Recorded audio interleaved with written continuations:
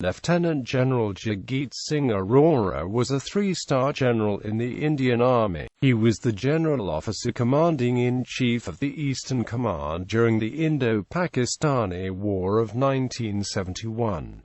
He led the ground forces campaign in the Eastern Front of the war, which led to an overwhelming defeat of the Pakistan Army and the creation of Bangladesh. Aurora was born in 1916 in Kala Gujran, Jhelum district, British India, and died in New Delhi, India. Early life. Jagjit Singh Aurora was born on 13 February 1916 into a Sikh family. He was the son of an engineer in Kala Gujran, Jhelum district, in western Punjab in what is now Pakistan. Army career. Aurora graduated from the Indian Military Academy in 1939 and was commissioned into the 1st Battalion, 2nd Punjab Regiment. He saw action in the Burma Campaign during World War II. After independence and the ensuing partition of India, he opted to join the Indian Army and was a commissioned officer in the Punjab Regiment during the Indo-Pakistani War of 1947. He had reached the rank of brigadier by the time he was involved in the Sino-Indian War in 1962. He also participated in the Indo-Pakistani War of 1965. In 1969, Lt. Gen. Aurora was appointed the General Officer Commanding-in-Chief of the Indian Army's Eastern Command. Lt. Gen. J.F.R. Jacob writes in his book, An Odyssey in War and Peace, that Field Marshal Manekshaw didn't have confidence in Gen. Aurora and hence appointed Gen. Jacob as staff officer in the Eastern Command.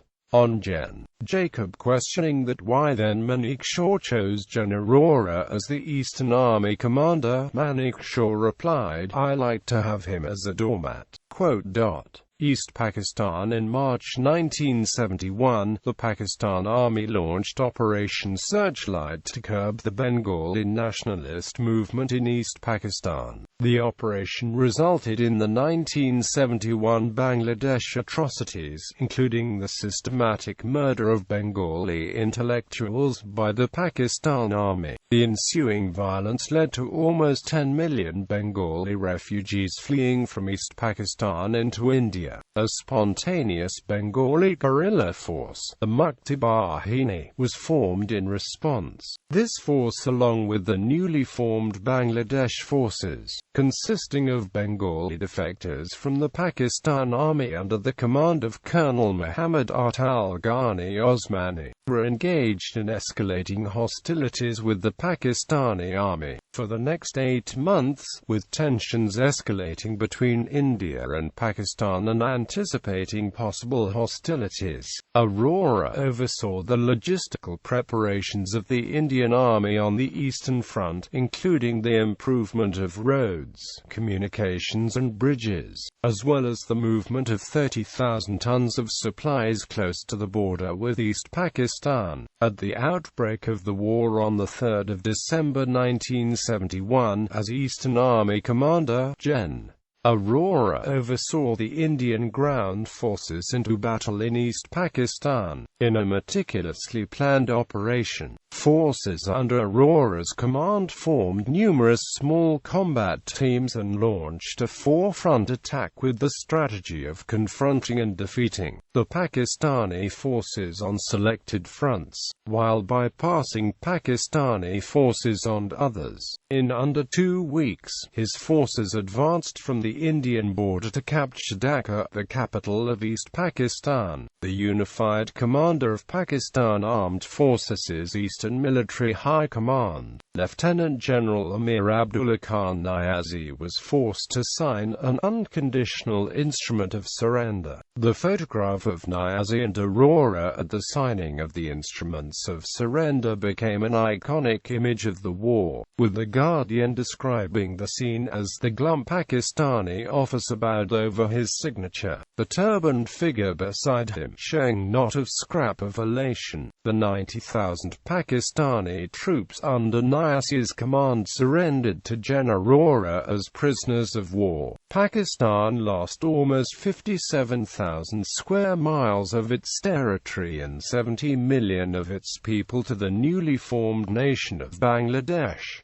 Later life. Arora was honored with the Param Vishisht Seva Medal and the Padma Bhushan for his role in the war. He retired from the Indian Army in 1973.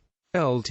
Gen. J.F.R. Jacob has written in his book, An Odyssey in War and Peace, that Gen. Aurora approached then Prime Minister Indira Gandhi for governorship of a state but she declined.